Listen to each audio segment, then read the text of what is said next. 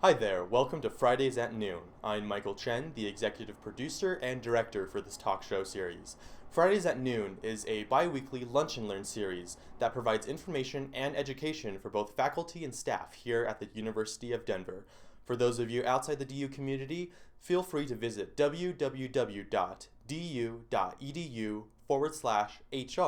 and click on the Leading and Learning tab for more information. Thank you for watching, and we hope to see you soon in person. And bring your lunch. And bring your lunch.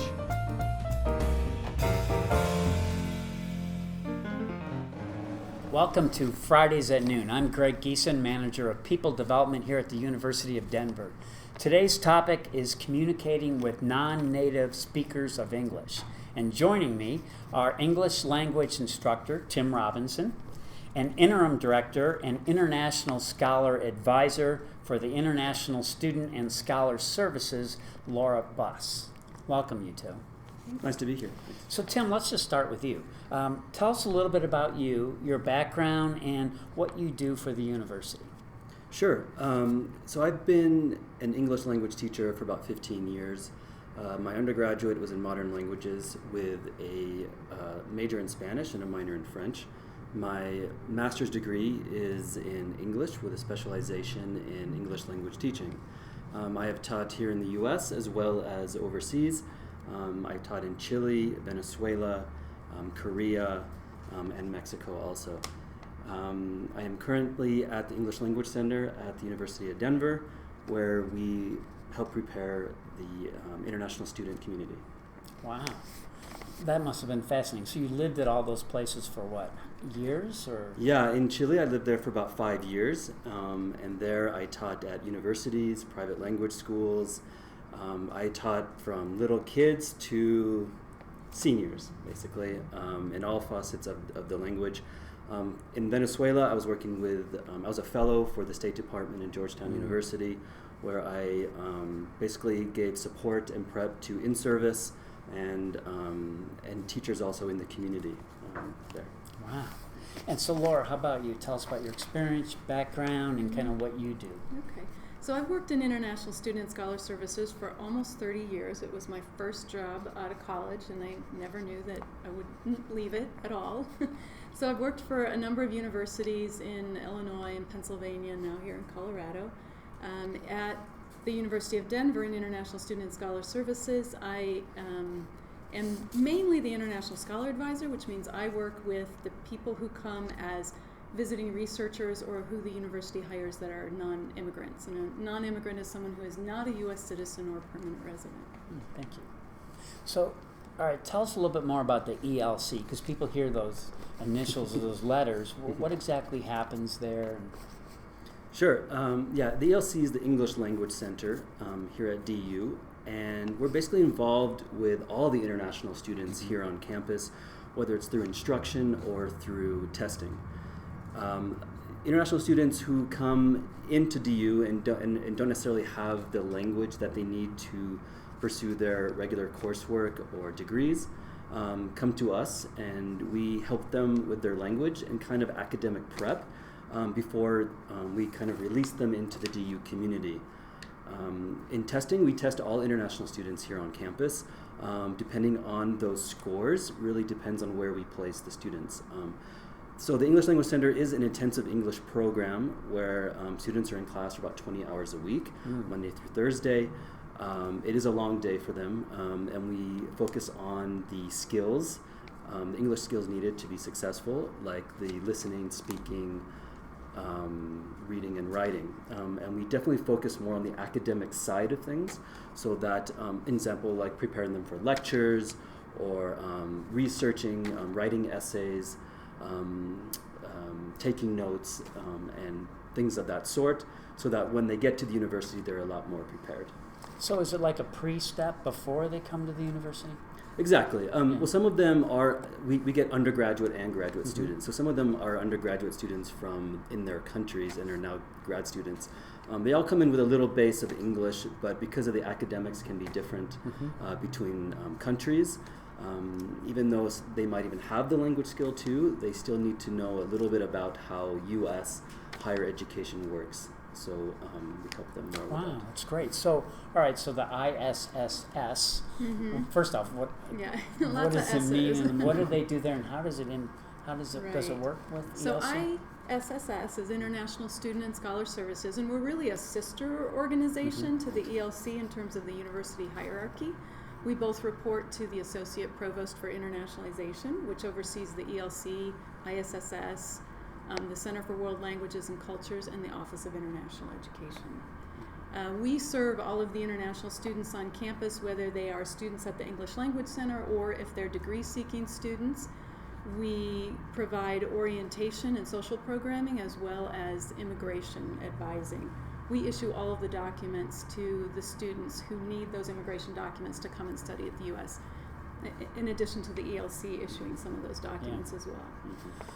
So, can a student bypass the ELC? Like, do they have to pass some kind of a test, or Right, can yes. go right to your office, basically? Or? Well, so all degree programs at the university have a standard of English language proficiency that a Okay. student has to meet for direct admission to the university.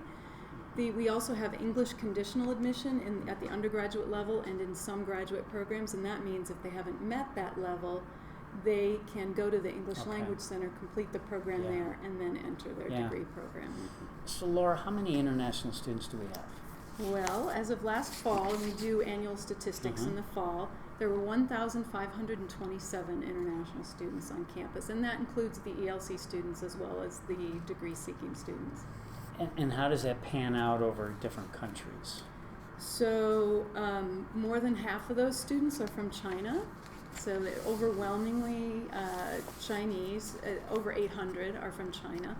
The next largest group is Saudi Arabia, but it's around 120 or so there's quite a gap between the biggest group and the next biggest group. But the top 10 are China, India, Canada, Saudi Arabia, Kuwait, Angola, South Korea, Libya, Norway, and Iran. Wow. So, Tim, what are the motivations? Like, why would an international student want to come to DU? Well, first and foremost, I mean, there are extrinsic and intrinsic factors involved. The big one, I think, is that the U.S. universities are very famous around the world, and many other countries around the world understand the level of academics and prestige that they will get by attending a U.S. university. So that's one big motivational factor why they come here. Also, there's those extrinsic factors like if they learn English or study for a degree in English, they're able to kind of get a leg up on the competition in their countries, in their field. Also, again, a lot of my students have expressed to me things like they want to make lots of money, right? So if they go to a U.S. university, that's the first step towards that. A lot of them tend to go into professions like business or engineering. Then I think there are some intrinsic motivational factors that at the ELC we try to bring out a little bit more. So, for example, I think just English, because it's become this global language, they know that they'll be able to use it around the world and communicate with different cultures, not just Americans, but around. And that's something, I think students will always be learning English just for that reason. Also, I think a lot of students want to kind of honor their families a little bit also. I think especially students who come from the Middle East and China, there's very strong bonds with their families, and I think there's this idea of wanting to please them and make them happy, and that's a big motivational factor also. But why DU? Like, how do we compare to the surrounding colleges? Any thoughts on that? Just to add very quickly, not all English language programs give this sort of conditional basis that we allow our students to have.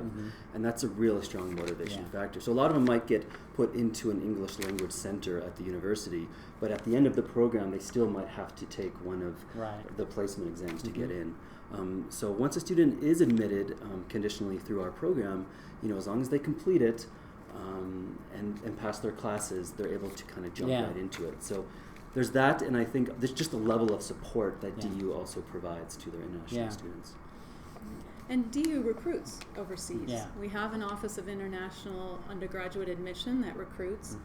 Some of the graduate departments recruit as well. And I think once some students come and the university gains a reputation for providing a good academic program and Yeah. a supportive environment, then that word spreads by word of mouth, and Yeah. that leads to more students. Yeah. So Laura, in terms of, you hear a lot and you work with the students a lot, what are probably the biggest challenges you hear? Yeah. So obviously they're coming to a new country, and many of them are operating in a second language, not all, but most of them. And so, academics are challenging at the university level for everyone. Then imagine doing that in your second language. That is a huge challenge. Also the cultural adjustment to the life here in the United States, in particular in Denver. It's more of an adjustment for some students than others, but even students who come and think, I'm a native English speaker, I come from, a Western country, it won't be a big deal. We see those students having to adjust too. Yeah. Tim, from an academic standpoint, really same question, but more as a professor, what do you see as the biggest challenges they face? Good question. There are quite a few challenges. So one particular challenge I want to mention is just their sort of perspectives on academics. A lot of them, come from either East Asia or the Middle East and grew up in a particular academic system that they're very used to. So when they come into the university here at the DU, they bring those perspectives with them. Right. And we're talking years and years of ideas and culture that's basically kind of clung to their brains, I should say. So when they get here, they start seeing that at DU we have this more communicative type classrooms. There's a lot of collaboration. There's a lot of sharing of ideas in the classroom, which isn't very common in their countries. So this is a really big challenge academically. And then, of course, the language side. They are second language learners, and they are going to make errors in grammar and pronunciation. Yeah. And it's frustrating because I think for them, because they come with probably a lot of great ideas, and they're very smart and knowledgeable about certain subjects, but because they don't have the vocabulary in the language, it struggles for them to find, to be able to explain the meaning of what they want to talk about. It's kind of like a double challenge, because you got to speak up more, and if you're insecure about your English language a little bit, you got to overcome that as well. Right? Yeah, language inhibitions is something I think we have all experienced. If you've learned another language, and especially as an adult, you almost feel like there's a wall that's keeping you from getting over to the other side. And a lot of times in classrooms, especially when some are able to vocally speak a lot, the ones who, the others kind of feel like, I have to be similar, and if I can't, then I'm going to sit here and be a little more quiet. Or maybe they feel that they don't have the language, so to save face a little bit, they don't want to think that the others, or especially the instructor, thinks maybe they're not intelligent or smart when they talk. Right. Do you find, do other faculty's members occasionally seek you out and like, can you give me some tips, or how do I handle this situation? Does that ever happen? Yeah, well, some faculty have reached out to the ELC. We do teach some support classes through Daniels Business College here. And in those support classes, we do communicate with the professors. And it's usually through email, but they kind of tell us some of the concerns they have for their international students. And usually it's kind of, we just listen to the concerns and then kind of find a way to teach the students to get around those concerns. But I think as the ELC, we probably would like a lot more communication between departments, because I think our staff is very knowledgeable about international students. Yeah, it could only help, right? Right. Laura, all right, so give us some tips. I mean, of working with, I think as you called it, the English language learner. Yeah. So really not so much from the academic point of view, but being in student services in terms of communicating with students. I don't know, it's innate or something, but people always talk louder when they talk to someone who's a non-native speaker of English. It usually doesn't help. What's really key is slower and separating the words, because it's very common for us as English speakers, and also any other language that you speak fluently. Oh, what you doing today? what you doing. That's what are you doing. That's 4 separate words. But for an English language learner, they don't know it's 4 separate words, and then it's hard for them to follow the conversation. So really speaking slower and separating your words is very helpful. Using fewer words and avoiding verb phrases. So it's easier, we'll say, oh, just hand that in. Well, to submit is maybe an easier verb form for someone to understand than the common verb plus a couple prepositions. So sometimes using language that feels a little higher can be easier for a student. Avoiding slangs and acronyms, idioms. And acronyms are everywhere at the university. We can't hardly function without them, but just thinking maybe the student doesn't know what ISSS stands for, or HR, or whatever unit you're in. So it helps to explain what that is, or even write things down. I make notes and hand them to students during meetings with where to go, the name of the unit, the acronym, so that they can find it on campus.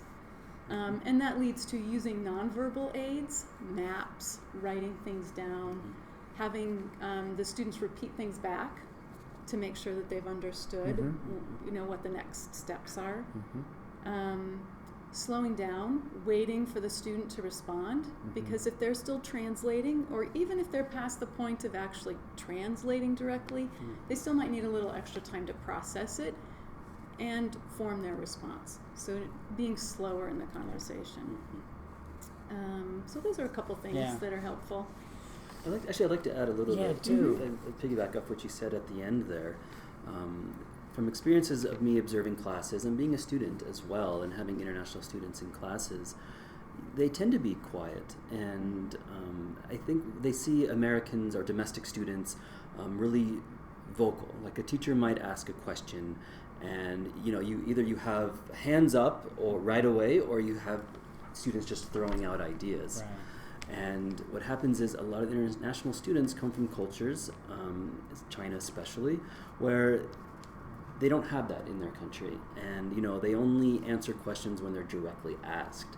So it is a reason a lot of times why students are or tend to be a little quiet in classes, because they're waiting for their instructor to say, hey, what do you think? Whereas the American students are used to our that system of just throwing out ideas. Yeah.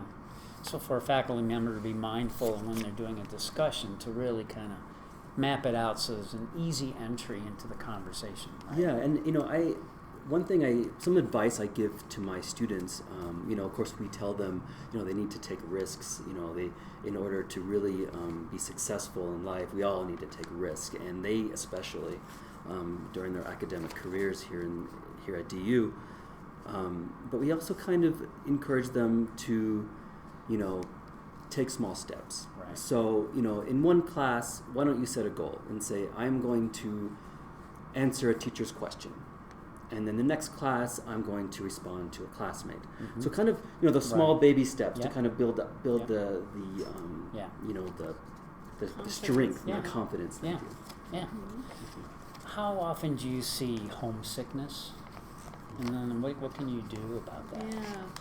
Well, we do sometimes meet with students who aren't feeling connected here, and that's contributing to homesickness. A certain amount of homesickness is to be expected, and many of us who've worked in this field know the cycle of the euphoria and then the dip, and then particularly if it's U.S. students abroad, you get to the holidays and all of a sudden it feels terrible again. I mean, students will go through that throughout their whole time here maybe. So we try and make sure that they're connecting, not only with students from their own country, which is helpful where you can share a language and a background, but also in other ways, getting involved in student organizations. The International Student Organization is a great example of a group that combines domestic and international students. And finding out, is there something specific that we can help them accomplish that is that one baby step that they start feeling more confident about how they're doing here. Yeah. And when it gets to, I would say, more extreme cases of homesickness, we like to point out the resources that the university has, like the Health and Counseling Center. What advice would you give to the international students watching this that are maybe thinking about coming to DU or just came? What might you say? Well, there is an acronym that I love that I think I teach to my international students, and I also adopted myself, which is FAT, to be FAT, which means to be flexible, adaptable, and tolerant. And if you really possess those three qualities, along with, creating the sort of intrinsic motivation, nothing will stop you at getting a degree at DU. In terms of building language, I would say, I think at the university, what is it? For every hour, you have to study 3 hours. Right. Unfortunately, for a university students, that might be 4 or 5 hours. They're going to have to put a little bit more time. It's going to be long hours. It's going to be tough, but very rewarding at the end. Yeah, I think even students who feel like they've had a tough time will say it has been a very rewarding experience and worthwhile, whether they're here thinking they'll stay longer or if it's a very short time and they're eager to go home. Yeah. I mean, is our environment very receptive to the international community? Does it feel that way from what you hear, what you experience? Go ahead. Well, I mixed. I think overall what international students tell us is that people in Denver are very friendly. They find them very helpful if they're lost on a street corner or don't know what bus to take or that sort of thing. And they find people at the university very helpful too. There are always areas where we can improve our communication and our service so that students don't get shuttled around to various places because no one has understood quite what the question is or where the answer is. Yeah. So we've already talked a little bit about kind of advice for the English-speaking student, but is there anything left, like if they're watching this, any advice for them that we haven't said, or just to reiterate something?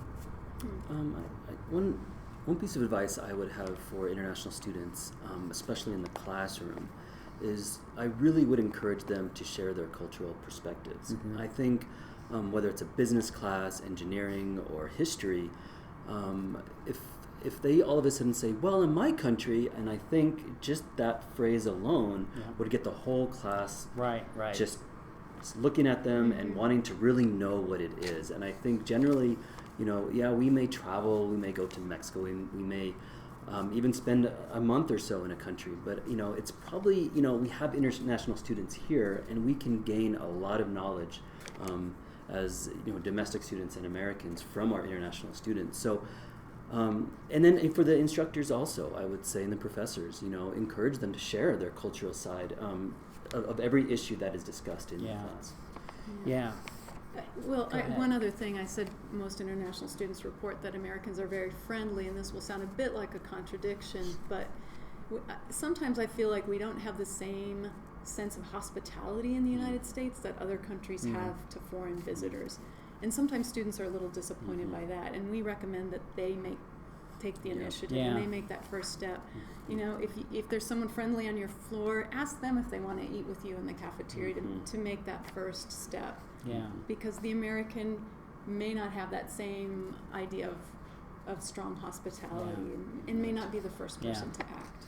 Yeah, I just want to add too, that's one of the struggles a lot of my students have expressed to me is that at the ELC we do encourage them to go out into Denver and to meet people and develop relationships, and a lot of students at the university have already developed their relationships, especially in that first semester. So if you started at the English Language Center and kind of come up, you might have missed out a little bit on that experience, and also what was mentioned about how they tend to not incorporate the international students as much. And unfortunately, I think the international students are going to have to push themselves in there a little bit. I would encourage a lot of activities on campus that they can be a part of, and they have to go out of their comfort zone. They do spend, I think, probably a majority of the time within their own culture group or country group. But the students I have seen that have been able to branch out of that, I think, have had a much more positive and just fantastic experience at the university. And you kind of play a role as an advisor, right, to a lot of them. So that's the kind of thing you coach them about. Yeah, we definitely talk about that at orientation. Some of our social programs they're really field trips where we take students out to see things in Denver in the area that they might not get out to see. Now that tends to be just international students on the group, so it's not necessarily the domestic integration, but we're hoping to encourage them to then be able to go out and do some things on their own.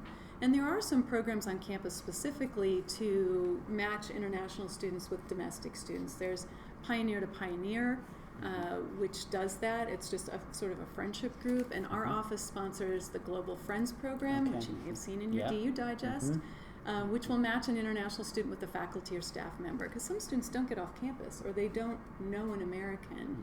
And this gives them that opportunity to have more than just a purely academic experience. Yeah, and it really benefits both ways, right? Obviously. Yeah, there are so many rewards to those relationships. So, have I missed anything? Is there anything else we need to say on this video about this topic? There's probably a couple of things I can maybe talk about in terms of maybe what some professors or instructors can think about with their international community. I understand some of them may teach big classes, so it is kind of hard to develop a relationship with individual students in those big classes. But I think, at least telling a lot of international students, that there are opportunities for them to introduce themselves, because a lot of them don't realize this, or take advantage of sort of office hours, kind of just reach out to the international student community a little bit in the classrooms. In terms of, I think, grammatical errors, I think, is something else some instructors should think about, because we have in English language teaching global or local errors, and global errors being basically errors that interfere with comprehensibility, right? And then there's the local errors that, maybe the S isn't put on the verb, there's some sort of small sort of grammar errors. But so, to kind of, so if it is interfering with comprehensibility, then these students need to be encouraged to take advantage of some of the resources on campus, like the Writing Center. If the ideas are there, if the ideas are strong, but there's a few grammar errors, I might suggest maybe pointing them out, but not being so strict or tough with the particular grading of their essays and writing. Yeah. So, any additional resources that we can share, or have we covered them all? Yeah, I think there are students on campus just like everyone else. We encourage them to take advantage of all of the resources available to students, whether it's the Writing Center or the Math Center, various tutoring places on campus, getting involved in the same student organizations and activities. So that it's not just the responsibility of the ELC or ISSS to support those students, that we all have a role in that. And certainly we can be guides and we can offer advice, but hopefully they feel comfortable everywhere on campus. And we're promoting inclusive excellence here at DU, so I think really going out of our comfort zone to meet new people from different cultures is very important. And it's all of our responsibility, right? Right. So lastly, how do they get a hold of you guys or your offices? So we have a general email address, isss@du.edu, and any inquiries to that address are distributed among the advisors in our office. We're located in the International House on the corner of Josephine and Warren. And for students, we have both appointment and walk-in advising hours, but mostly for faculty and staff on campus, they can email or call us. 14912 is the general number to the iHouse, which is the building that houses International Student and Scholar Services and the Office of International Education. We have a great website, the English Language Center. You could probably just Google search ELC-DU, and you can get all the information about our language programs. There you have a list of all the instructors with their emails. Nice. There is a number there for them to reach our front desk, where they might be able to explain a little bit more about the program. Our handbook is on there. Nice. So that's where I would go to encourage. Well, I want to thank you both, Tim, Laura. It's been a great help, and we'll continue with more of these. So thank you, everybody, for listening, and we'll see you next 2 weeks. Thanks, Greg.